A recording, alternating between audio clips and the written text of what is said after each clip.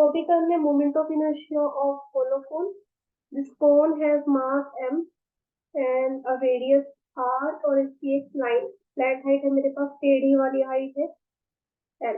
ठीक है। अब होलो कोन मतलब जैसे बर्थडे कैप है, एग्जाम्पल ले सकते हो। बर्थडे कैप लेंगे, और क्योंकि बर्थडे कैप के अंदर से खाली होती है, ठीक है, तो इसका मोमेंट ऑफ इनर्शिया निकालना है। तो मोमेंट ऑफ इनर्शिया निकालेंगे बिल्कुल इसकी, जो सेंटर ऑफ मास से पास हो रहा है उसका, इस एक्सिस का मोमेंट ऑफ इनर्शिया निकालेंगे। अब देखिए, इसमें भी हमने एक एलिमेंटल मास लेना है, तो एलिमेंटल मास में दे सकती हूँ एक रिंग। ठीक है, क्यों? ये अंदर से खाली है, रिंग भी अंदर से खाली होती है। अगर मैं छोटे से बड़ा होता जा रहा है साइज, ठीक है, तो उसके ऊपर ऐसे रिंग रखी जा रही है, तो मेरे पास एट द एंड क्या बन रहा है, इस तरह से ये कोन ही बन रहा है ना। तो मैंने एक छोटी सी रिंग ले ली, उसका रेडियस ले लिया मैंने आर, उसकी थिकनेस ले ली मैंने dx, और उसका मास ले लिया, एलिमेंटल मास ले लिया मैंने dx। Okay, this the moment of inertia निकालने, which is dm r square. Moment of inertia of ring मेरे पास m r स्क्वायर ही होता है, राइट। अब dm और r दोनों वेरिएबल है, क्यों? r को अगर मैं यहाँ पे लूंगी तो वो छोटा हो जाएगा, r को अगर यहाँ पे लूंगी तो वो बड़ा हो जाएगा, उसकी वैल्यू चेंज हो जाएगी। ठीक है, तो r भी वेरिएबल है, dm तो मेरे पास है ही वेरिएबल क्वांटिटी। तो इसमें रिंग के हमारे पास टू डायमेंशनल ऑब्जेक्ट है, तो मास पर यूनिट एरिया ले लेंगे, सिग्मा ले लेंगे। एरिया ऑफ रिंग क्या होता है? अच्छा सॉरी, ये हम ले रहे हैं कोन का, कोन भी मेरे पास टू डायमेंशनल है, तो pi are l, area of cone आएगा पाई आर। वो रिंग देखेंगे तो डीएम अपॉन डी आएगा। मैम तो दोबारा बताना की आवाज कट के आ रही है मुझे। हाँ जी, इसमें बेटा मेरे पास एक कोन है which is a two dimensional object. ये कोन के मेरे पास टू डायमेंशनल ऑब्जेक्ट है, अंदर से ये खाली है। ये इस तरफ से एक्स एक्सिस बन रही है, इस तरफ से वाई एक्सिस बन रही है।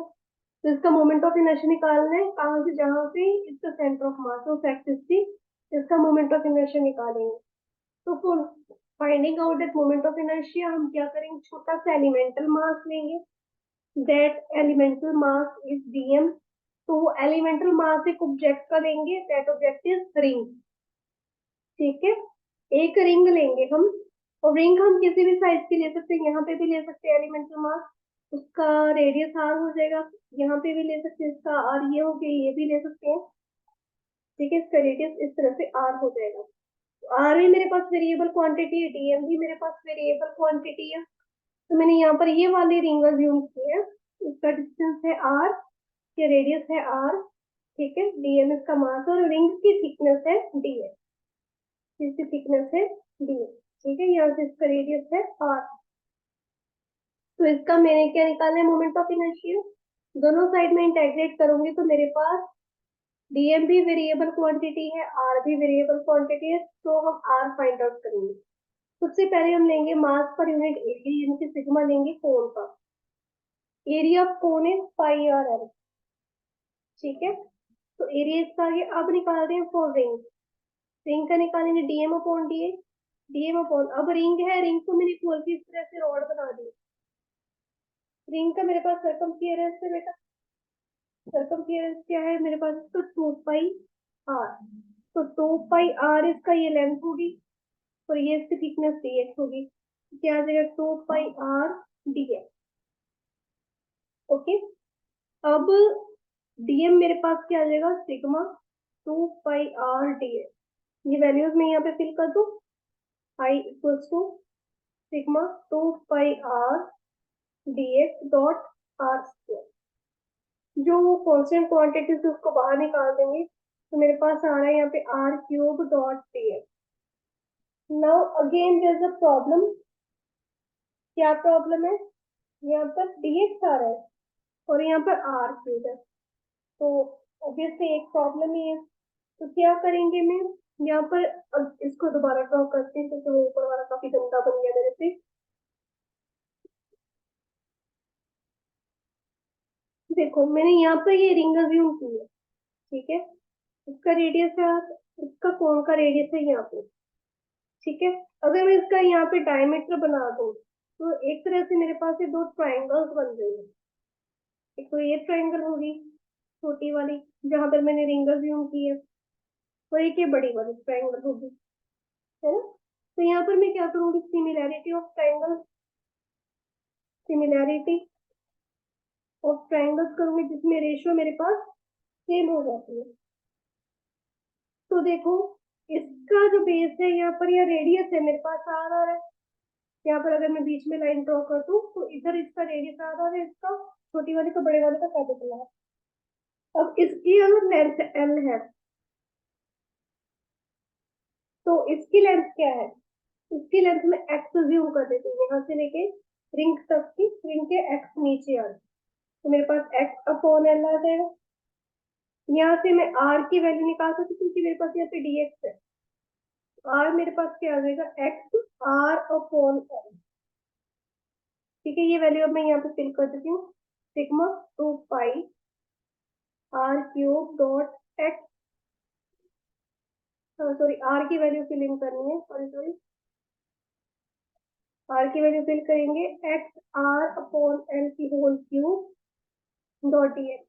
अब यहाँ पर इसकी लिमिट कहाँ से कहाँ तक है, ऑब्वियसली यहाँ पे मेरे पास ओरिजिन है ना, तो ओरिजिन टू मेरे पास हाइट कहाँ तक है, एल, कौन सा देख रहे हैं ना, एल, तो 0 to L लेंगे, ठीक है।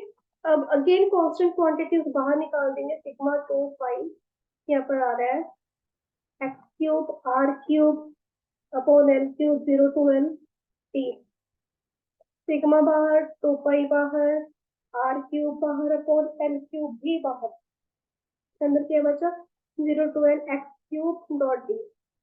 तो यहाँ पे सॉल्व कर रही हूँ, देखो सिग्मा की वैल्यू फिल इन कर देते हैं, M upon pi are L into 2 pi into R cube upon L cube, ठीक है। एक्स क्यूब की जगह पे इस पर आ जाएगा एक्स, सॉरी इसकी इंटेग्रेशन कर देंगे एक्स 4/4 0 to L। कौन कौन सी टर्म कैंसिल होगी, यहाँ पर ये कैंसिल होगी, M R square upon L की पावर 4, यहाँ पे वैल्यू फिल कर देंगे एल की पावर 4/4 माइनस 0, तो ये एल की पावर 4 से ये कैंसिल हो गया, यहाँ पर आगे 4 भी था, तो इधर ये कैंसिल हो गया, तो क्या आ जाएगा एम आर स्क्वायर अपॉन 2। ये किसका आ गया, मोमेंट ऑफ इनर्शिया होलो कोन का, which is a 2 dimensional figure. यही अगर मैं निकालना चाहूँ moment of inertia of solid कोन, अब ये जो बर्थडे कैप है उसको मैंने अंदर से भर दिया, यानी कि अंदर से पूरा का पूरा ये भरा हुआ है कोन। तो इसका रेडियस है आर, मास है एम, लेंथ हाइट है एल, और जो हाइट है, वैसे अगर मैं हाइट देखूँ तो ये है एच, ठीक है। सॉरी होलो कोन और होलो स्फीयर में हम रिंग अज्यूम कर रहे हैं, तो सॉलिड स्फीयर और सॉलिड कोन में हम डिस्क अज्यूम कर रहे हैं, क्योंकि डिस्क का मटेरियल भी अंदर से भरा होता है।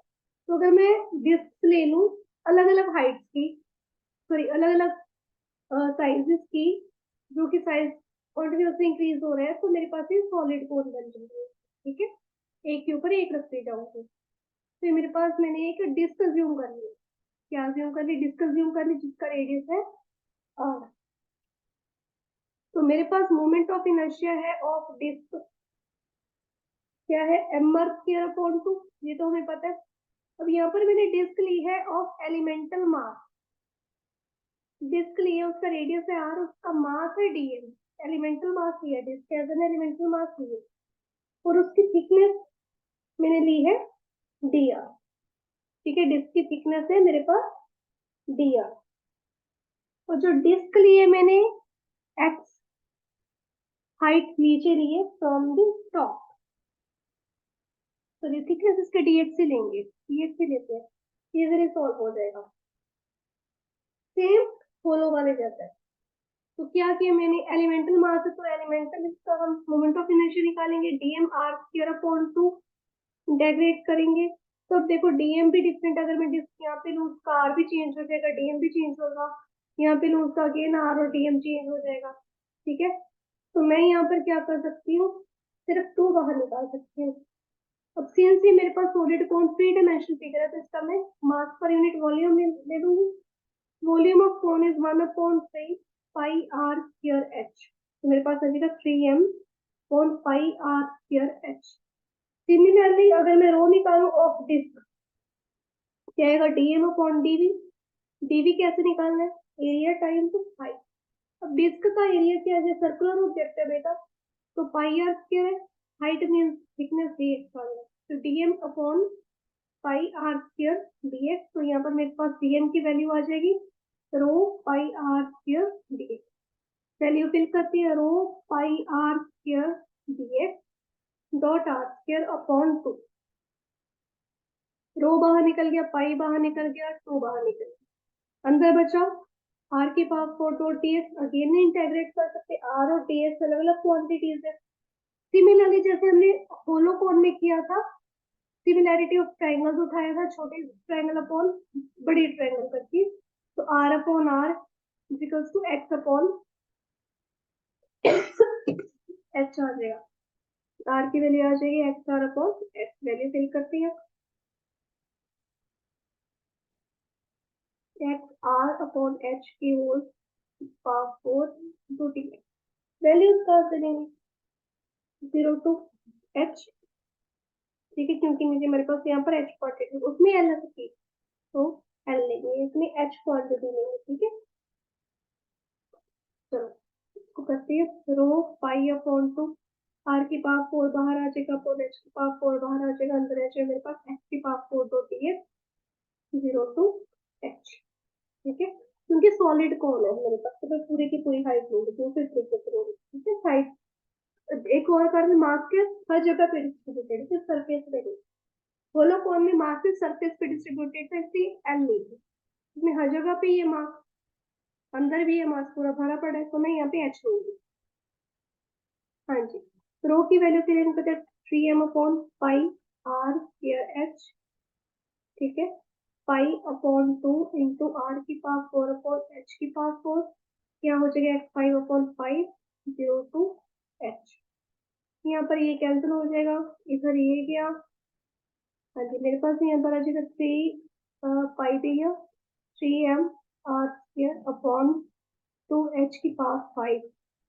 यहाँ पे वैल्यू फिल इन करेंगे तो एच 5 अपॉन 5 हो जाएगा, कैंसिल, और मेरे पास आ जाएगा ये 3 upon 10 M R square, that will be the moment of inertia of solid cone, ठीक है। इस तरह से मेरे पास सॉलिड कोन का मोमेंट ऑफ इनर्शिया है। अब नेक्स्ट टॉपिक पे आते हैं।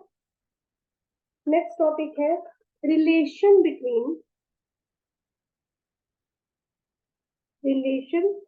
Between torque and moment of inertia. इन दोनों का रिलेशन करेंगे, टॉर्क और मोमेंट ऑफ इनर्शिया का।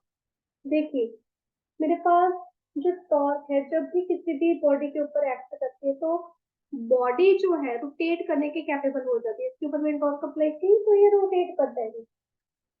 अब जैसे ही बॉडी रोटेशनल मोशन में आती है, वो क्या प्रोड्यूस करती है, एंगुलर एक्सेलरेशन, ठीक है। अगर एंगुलर वेलोसिटी जो है हर एक पार्टिकल की हमारे पास ओमेगा है, मेरे पास एंगुलर एक्सेलरेशन क्या आएगी, change in angular velocity with respect to time. सभी मेरे पास इस बॉडी के अंदर प्रेजेंट सभी पार्टिकल्स के लिए सेम होगी, सबकी जो अल्फा है वो D omega upon D T है ना। तो मान लो मेरे पास ये बॉडी है इस तरह से, ठीक है, ये इस तरह से लग रही है, एक्स एक्सिस वाई एक्सिस, ठीक। और यहाँ पर मेरे पास एक पार्टिकल है, यहाँ पर मेरे पास दूसरा पार्टिकल, इसका मास है M1 M2 M3, ठीक है, जैसे हमने फॉर M किया था R1 R2 R3, सभी के ऊपर ओमेगा लग रही है। मान लो फर्स्ट पार्टिकल के लिए मैंने तो निकालना है, तो क्या आएगा, इसके ऊपर कितनी फोर्स लगी टाइम्स कितना इसका है, तो इसके लिए मान लो F1 फोर्स लगी एंड R1 इसका आ गया, तो F क्या होता है, क्या होता है force acting on first particle, क्या है ये? देखो, सबसे पहले तो लीनियर एक्सेलरेशन के साथ हमारा क्या रिलेशन है ये, ठीक है। तो अगर फर्स्ट पार्टिकल में कहूँ तो मेरे पास क्या आएगा, A1 R1 अल्फा, ठीक है। तो उसको होता है MA, मास का इनटू एक्सेलरेशन। तो फर्स्ट पार्टिकल का मेरे पास आ गया M1 A1 which is equal to M1 R1 alpha, क्योंकि मैंने क्या करना है यहाँ पर A1 की वैल्यू फिलिंग कर देनी है, ठीक है। तो मेरे पास यहाँ पर आ जाएगा M1.R1 अल्फा, और साथ में R1 पड़ा है, तो मेरे पास 2 आ जाएगा फर्स्ट पार्टिकल के ऊपर M1R1 square alpha. Similarly second के लिए निकालूंगी M2R2 स्क्वायर अल्फा, थर्ड के लिए निकालूंगी M3R3 स्क्वायर अल्फा। तो अगर एग्रीगेटेड नेट टॉर्क निकालना चाहते हैं पूरी बॉडी के, पूरे रिजिड बॉडी के ऊपर, क्या है τ1 प्लस τ2 प्लस τ3 अब तो जितने पार्टिकल्स मेरे पास है पार्टिकल्स है, तो आ जाएगा M1R1 square alpha plus M2R2 square alpha plus M3R3 square alpha plus up to MnRn square alpha.